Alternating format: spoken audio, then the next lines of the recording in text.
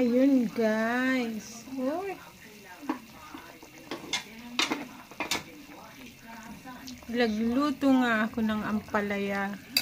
At yung leftover na prito. Ayan, ginayat-gayat ko na yan guys. At tinalo ko yung ampalaya. Sibuyas, may bawang din yan. O, yan yan. Tapos guys, lalagyan ko siya ng isang itlog. Ayan. O.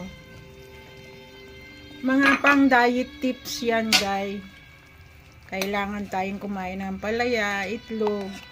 Ayan guys, oh. Nadurog na yung itlog. Saka nyo ihalo. Ayan.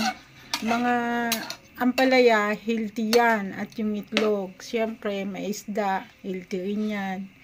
Kasi yan lang ang pwedeng kainin ng nagda-diet. Syempre guys, mayroon tayong celery. Ayan, celery.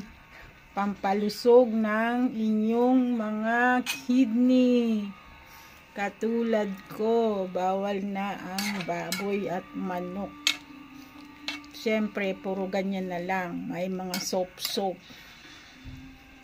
O, diba guys? I-try nyong iluto yan. At damihan nyo ng sibuyas.